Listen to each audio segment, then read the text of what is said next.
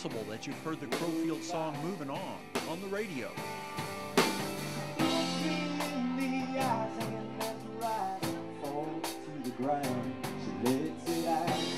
It's another breakup song. I have a lot of this. I think I have more breakup songs than I have breakups.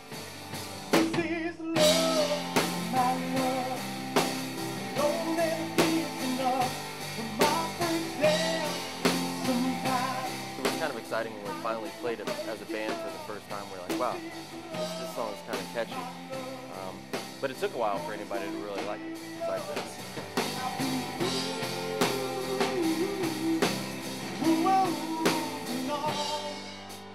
I think that's why it kind of reacts with a lot of people is we've all been there. Ask members of the band to describe the Crowfield sound, and they'll first say it's rock and roll, then they'll get more specific.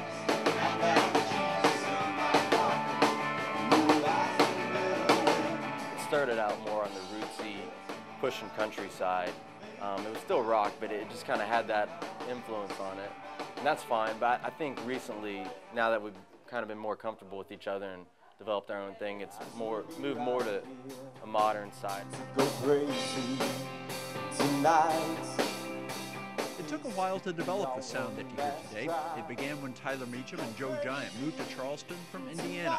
They got gigs playing covers, but soon grew weary of that. It was 5 nights a week playing at the same clubs, and we just kind of aspired to do something a little bit different than play the same overplayed tunes to the same crowds every night.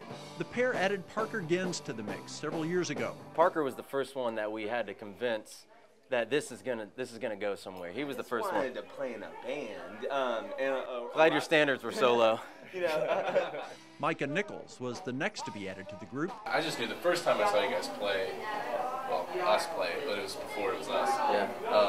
I just knew I had to be in this band. Finally, Ethan Ricks was brought in to complete what is Crowfield today. I just had a sense that there was something really special there, and you know, that not a band like this just doesn't come along every day.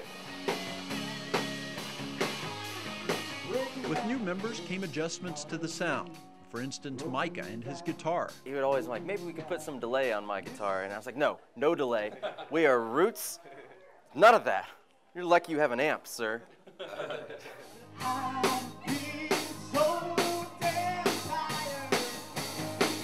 Eventually, different elements were incorporated and the songs changed accordingly. 5 guys, each with their own ideas, could clash when it comes to making music, but the members of Crowfield say it's been constructive. There's a certain amount of friction that's good for it. I mean, you definitely, you know, to start a fire, you have to have, you know, some kind of heat source.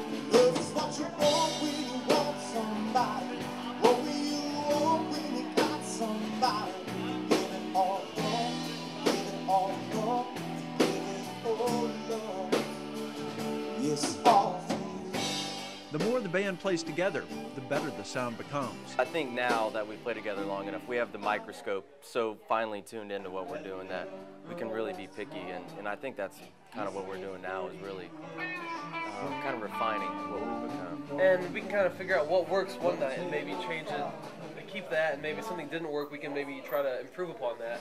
So the songs are consistently evolving and consistently changing for the better. Crowfield built enough of a following that record labels began showing interest. There were showcases in New York and reps came to see the group play. Eventually, all of that yielded a positive result.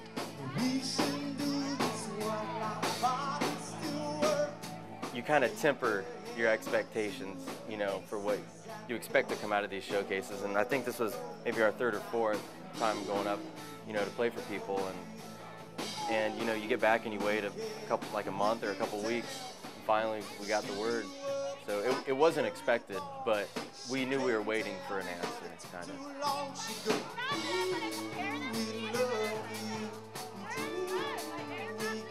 Crowfield has a deal with Universal Republic, and that should mean another CD later this year. For now, though, it's backing that allows the band to continue performing and to continue to build a bigger following. It's not necessarily being on a major label, but it's anything that will help us be in front of more people so we can convince them ourselves that, you know, that they should be our fans.